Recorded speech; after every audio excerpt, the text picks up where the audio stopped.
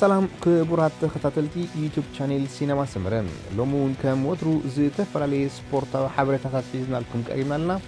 بمكتالكم بخبر نعدم ናይ ትሕቲ 15 ዓመት ግጥማት ኩዕሶ እግሪ ሴካፋ ኣብ ኤርትራ ሎሚ ፈሊሙሎም ኣብዚ ብዙሓት ኣፍቀርቲ ስፖርት ዕድማት ኣጋይሽን ማሕበረሰብ ስፖርት ሴካፋን ዝረኽብሉ ኣጋጣሚ ዝተፈላለየ ነቲ መደብ ዝገልጽ መሰናድኦታት ብኣብ ትሕቲ መምህር ናይ ኣይሮቢክስ ዝኾነ ኣማኑኤል ዝእለዩ ህፃናት ቀሪቡ ነይሩ ብድሕሪ እዚ ፈለማ ንሜዳ ዝወረዳ ጋንታታት ድማ ኬንያን ሶማልያን ነይረን ኬንያ ኣብ ፈለማ ክደፍ ብምውዓል ንሓላ ውልዳት ሶማልያ ዓብዱል ናስር ዑመር ኣናዊፆም እዮም ኢሎም ኣይጾንሕን ድማ ኣብ መበል 17-25 ደቂቕ ኬንያ ካብቲ ቁጥሪ 11 ማልያ ወዲኡ ዝነበረ ኣንድሪያስ ኦዲያሞን ሓለቓ ጋንታ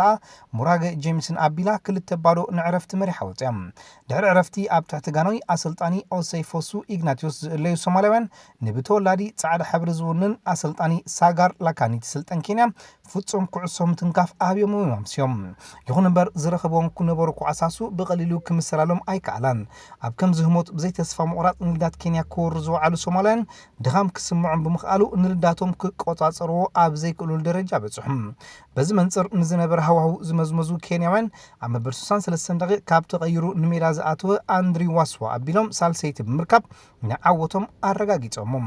ወላ እኳ ጾታ ክዛዘም ኣብ ዝቃረበሉ ዝነበረ ህሞት ዝናድ ጾታ ዝተንጸባረቖም ሶማላውያን ካብ ፍጹም ቅላዕ መሐመድ ዳውድ ሾቶ ረኺቦም እንተነበሩ ካብ ስዕረት ግና ክናገፉ ኣይከኣሉን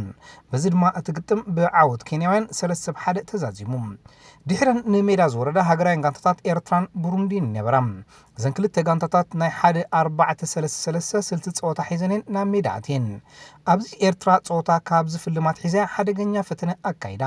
ሰናፍ ዘይነበረት ሎሚ ንግሆ ዝኣተወት ቡሩንዲ ግን ንሓይላ እተጉልሕ ሸቶ ኣብ ካልአይቲ ደቂቕ ካብ ኢንድሪቴካ ፍሎሬን ኣቢላ ብዝረኸበታ ንዕረፍቲ ንሕረይቲ ጋንታ ኤርትራ ትሕቲ 15 ዓመት ሓደ ባዶ መሪሓታ ወፅያ ድሕሪ ዕረፍቲ ኣብ ትሕቲ ኤርትራዊ መኮነን ዘውደ ብምዃን ነዚ ውድድራት ኣድላይ ልምምዳት ክትገብር ዝቐነድ ኤርትራ ኣሕመድ ዓውት ብዘመዝገበላ ሸቶ ሩፍ ክትብል ክኢላ እያ ይኹን እምበር ኣብዚ ግጥም ክእለቶም ዘንጸባርቑ ቡሩንዳውያን ኣይጸንሑን ካብ ንድው ይማና ፓትሪክ ብዝረኸብዋ ሸቶም ንኤርትራ 2-1 ረቲዖማ እዚ ግጥማት ጽባሕ እውን ክቕጽል እዩ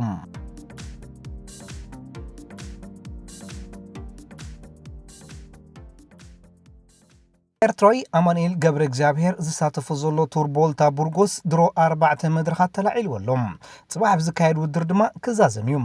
ብሓፈሻ ክረአ እንከሎ ኣማኑኤል ኣብ ናይ ትማሊ ዝሓለፈት ሳልሰይቲ መድረኽ ነታ ብኣንኩሮኡ ትንፋስ ከም ዘይትህብ ዝተገምገመት ውድድር ካብ ዕዉት ናይቲ መዓልቲ ኮሎምቢያዊ ራሚሮ ሶሳ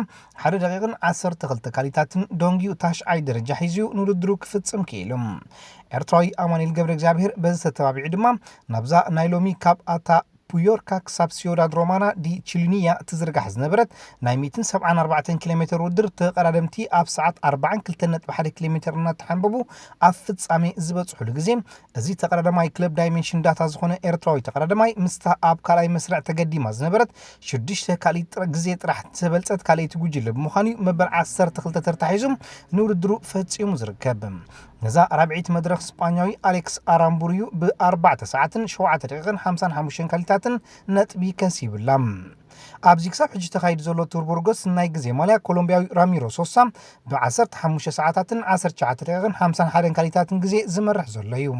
ናይ ነጥቢ እትወሃብ ማልያ ሎሚ ቀዳማይ ኮይኑ ዝኣተወ ስፓኛዊ ኣሌክስ ኣራምቡሩ ብ57 ነጥቢ ዝቕልሳ ዘሎ ኣብ መበል 20 ተርታ ዝነበረ ኤርትራዊ ኣማኑኤል ገብረ እግዚአብሔር ድማ ሓንቲ መሳልል ደይብሎም ንናይ መንእስያት እትወሃብ ማልያ ኮሎምቢያዊ ራሚሮ ሶሳ ሓዚእዋ ይርከብ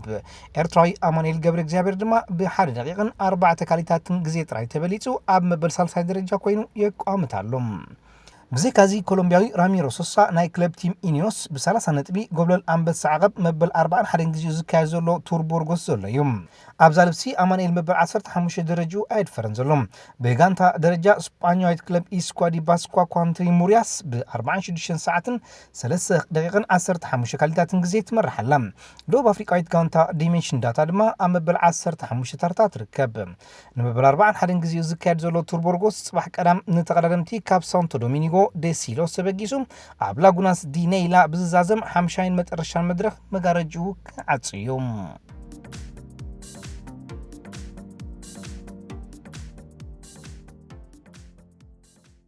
أبز حلفة حريت قانتا قرد مشكلة إرترا زعد الاستوابا نت BCI نت 23 عام درجات وهيبو أب هاجر كاميرون ستانجد زور إسبواس للتعاوتة اليوم بزاكبو تنت بتحجزا انكو افريقيا غانتا ابتي نمبل 56 غزيو زكايد زلم تور ديل افينيخ كتساتف زخالت هاجرت زبل سمما كم تلابست بزستفرالي مع كنازيان سبورت تخطاتيلكم يهم اذا هاجرت غانتا حيزاتو زلاو تصيدما ازي مسل اب قداماي مدرخ تقرارمتي نود دروم اكاب مارمين دز بحال بوتايم اسلاسي دمم بحفش ادما اتا 128.8 كيلومتر زرحقتا ناشتو اخرانات زحزلتاني رم ابتي دنماركاوي ماتيس نورسغارد جورغنسن نوددرو بخلت ساعات 58 دقيقة 49 كاليتاتن قداماي كوين دحر مززام 52 كاليت زيدونغيت عباي ጉጅለ بحده قصبتا ودر زكايرت لهموت ኤርትራውያን ዝረኸበው ደረጃ ድማ ቢንያም ግርማይ መበል 20 ተርታ ክሕዝን ከሎ ያዕቆብ ደበሳይ መበል 53 ሮቤል ተወልደ ድማ መበል 113 ሄኖክ ሙሉ ብርሃን መበል 142 ናትናኤል ተስፋጽዮን መበል 152 ዝተረፈ ኤርትራዊ ዳንኤል ሃብተ ሚካኤል ግና ንውድድሩ ክፍጽሞ አይካለን لوم عربي تقردمتي بناي غانتا ناي غزي ودرم قصيلوم عيلوم اذا 32.1 كيلومتر زرحقتا ودر كاب ايمت كساب بيرجراك تسلعتيام نتي زنبره ودر دما بداميان لوشچر يوهان جاكوب جويل سوتر ستيفان بسيجر انطوان ديفونس روفين فريدوفاو توكل زنبره هاجرات غانتا سويسرلاند نودرا اب ساعه 50.5 كيلومتر انغويتام ب 38 دقيقه 6 كاليتاتن غزي انتسلع على كيلومترات بمززام عوت كوينام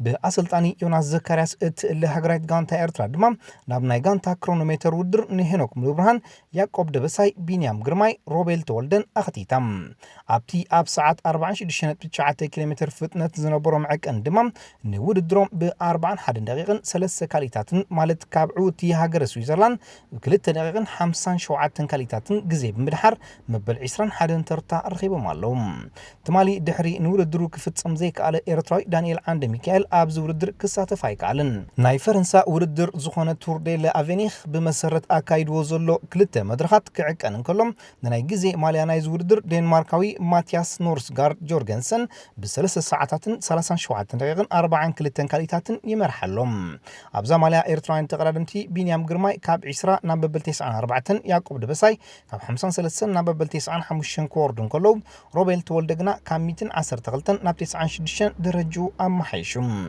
عميتن 47 تقميت زنبر هينوك ملو برهان دما ناميتن 42 حموش ترتان لعلي كب إلى اللوم نناي نتبي اتوهب ماليا دنماركاوي ماتياس نورسغارد جورغنسن ب49 نتبي يغلسم نبلوت أنبس عقب تقرر ما اتوهب ماليا سلوبيناوي زيغ هوربارت ب3 نتبي أبزبان تركب بغانتا درجة دنمارك ب9 ساعات 37 دقيقة 4 كاليتات غزي أم مرح تركب أما بال20 كلتن ترتا زنبرت هاجرات غانتا إرترا دما بخلت دقيقة 54 كاليتات غزي دحرم نابل بال10 ديبالم عسرت مدرخات تقلل BCI دما ناي كلت حيلي فرس معك أنزلو تور ديل أفينيخ فرنسا صباح قدام تقررمتي كام مونتيناك لاس كاوس كساب مورياك 158 كيلومتر تسلع لمالهم إذا سالسيتي مدرخ كابتي زحلفة أوشت أحازيلاتو بزلم عبيتن أشتون عقبتاتن قلقلتن فتانيت كتكونيم بزيكازي مزازميت مدرخ مورياك أب عقبت تزازم مسموخنم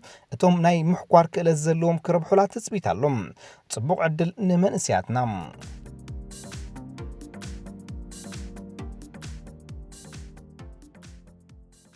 زنت مانشستر سيتي زغونه المبارك نبيب غوارديولا نميسي كتزاربو حتيتنا يوم كابتي برشلونة اتخفلو دموزون 3 ساعات في كنكفلو حتو أغريبنا لهم ميسي جن نحطونا نتيجوهم عرموش شويت علمنا زخونة برشلونة نيمارنا بحوفان مملاس زي إما النجر كام مقبر دحر كام زي تبل تفليتهم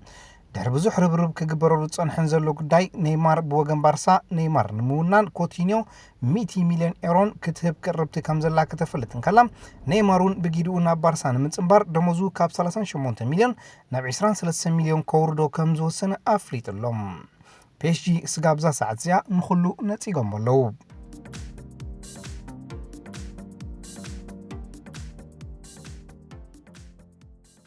ተስጳኛውን ሎሚ አሞንጎ አትሌቲክ ቢልባኦ አንጻር ባርሴሎና ብስተኻይደ ጾታ መጋረጁ ቀንጢጡም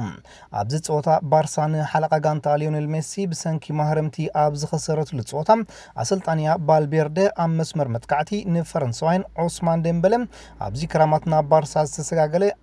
አንቷን ግሬዝማን ኣብ ጎኒ ስዋሬስ ከሰልፎም ከሎም ንኢቫን ራኪቲችን ሰርጂዮ ቡስኬትን ድማ ኣብ መንበር ተቐየርቲ ኮፍ ምባል ንካርሎስ አሌና ምስ ሆላንዳዊ ፍራንክ ዲዮን ከሰልፎም ራዩ ጾታ ከጀሚሩ ኣብ መበል 32 ደቂቕ ሉዊስ ስዋሬዝ ብጉድለት ኣከፋፋሊ አትሌቲክ ቢልባኦ ሎፔዝ ብዝረኸባ ኩዕሶ ዓንዲ ልዳት ክትሃርም እንከላ አትሌቲኮ ብወገና ብመንገዲ ጋርሺያ ዝገበረታ ፈተነ ሓላው ልዳት ባርሳ ቴር ስቴገን ብቐሊሉ ክቆጻጸራ ይተራዩ ድሕሪ ሓደ ደቂቕ እዛ ፍጻሜ ድማ ኣጥቃዓይ ክለብ ባርሳ ሉዊስ ስዋሬዝ ብሰንኪ ማህረምቲ ብራፊና ክቕየር ይተራዩ ጾታ ድማ ብዘይ ሸቶ ባዶ ባዶ ንዕረፍቲ ከምርሕ ይተራዩ ድሕሪ ዕረፍቲ ጾታ ብዓብላልነት ባርሳን አትሌቲክን ድማ ብመልስ መጥቃዕትን ተደጋጋሚ ፈተነ ከካይዳይን ተራየን ሸቶ ከመዝግባ ግን ኣይከኣላን ባርሳ ዋላኳ ን72 ሚታዊት ሚዛን ጾታ ተቆጻጺራ 11 ፈተነታት ተካይደት ኣብ መበል 89 ደቂቕ ቀታሊት ሸቶ ዘመዝገበት ግን አትሌቲክ ቢልባኦ እያ ብመንገዲ ተቐይሩ ዝኣተወ ወዲ 38 ዓመት ኣጥቃዕያ አሪትዝ ኣዱሪዝ ዝረኸበታ ሸቶ ነቲ ጾታ ሓደ ባዶ ክትዕወተሉ ያኽኢላ በዚ ድማ ናይ ጾታ 3 ነጥብ ብምውሳድ ናይዚ ዓመት ጾታታት ክጅምሮን ከላ በንጻሩ ግን ኣብ ክራማት ንከም ዲዮንግን ግሬዝማንን ዘፈረመትን ብዘይ ሓለቃ ጋንታ ሜሲ ተጻወተት ባርሳ ስዕረት ብምዝጋብያ ነዚ ሓድሽ ዓመተ ስፖርት ፈሊማቶም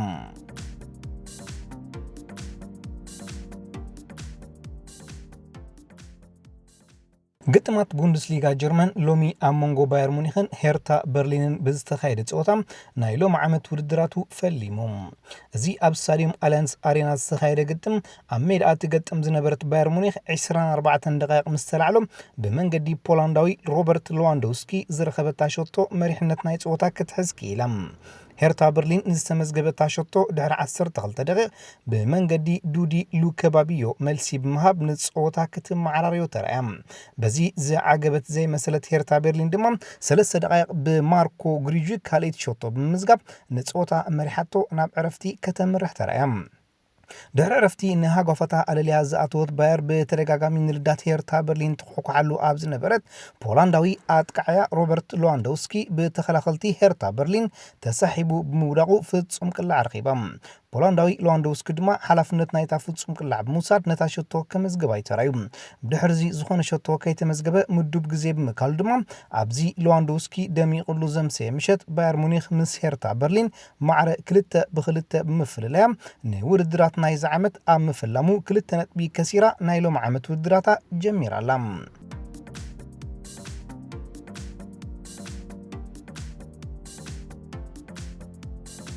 ዝሓለፈ ሰሙን ናይ 2019-2020 መጋረጅኡ ዝቐንጠጠ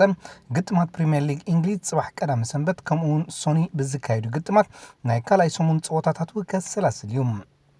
ቀደም ሰዓት 2:30 በቆጻጽራ ሃገርና ዝካየድ ጸወታ ኣብ መንጎ ክለባት አርሰናልን በርንሌይን ዝካየድ ግጥም እዩ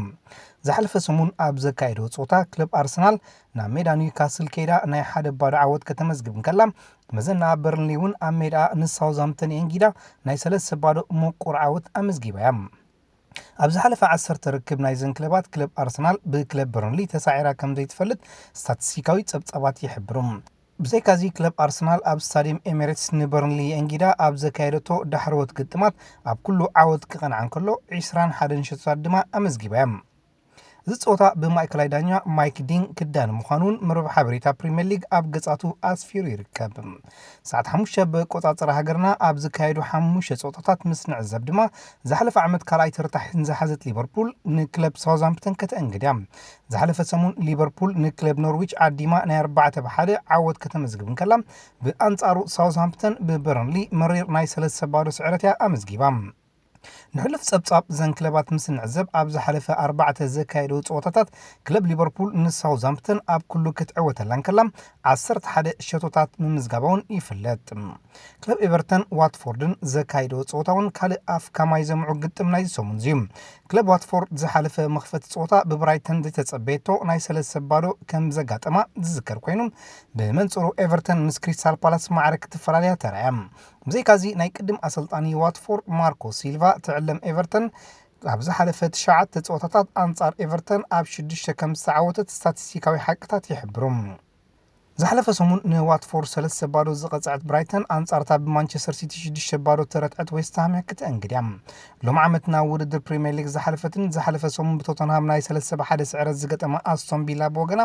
ብኤድ ሃው ትዕለም በርንማውዝ ኣብ ሜዳ ዓዲማ ክትፃወታ እያ። ሓዳሽ ተሳታፊት ክለብ ኖርዊች ብወገና ኒውካስል ዓዲማ ተካይዶ ፀወታ ሓደ ካብቲ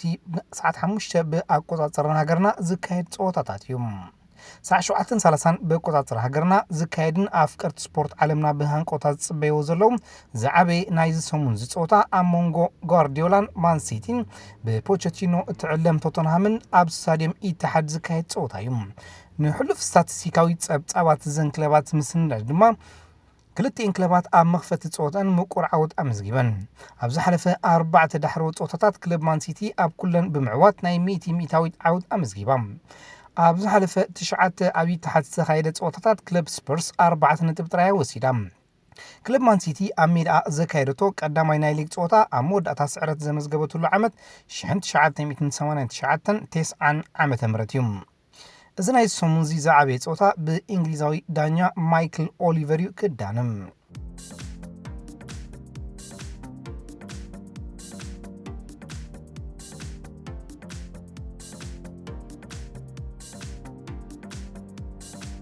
ዝኸበርኩም ተኸታተልቲ ዩቲዩብ ቻነል ሲነማ ሰመረ ንምክትታልኩም እናመስገና ንሎም መዓልቲ ኣዳሊናልኩም ዝነበርና ስፖርታዊ ትሕዝቶታት ኣብዛዚምና ኣለና። ኣብ ቀጻሊ ብኻልእ ሓበሬታታት ክሳብ ንረኸብ ንኹልና በብዘለናዮ ሰላም እንተዕናን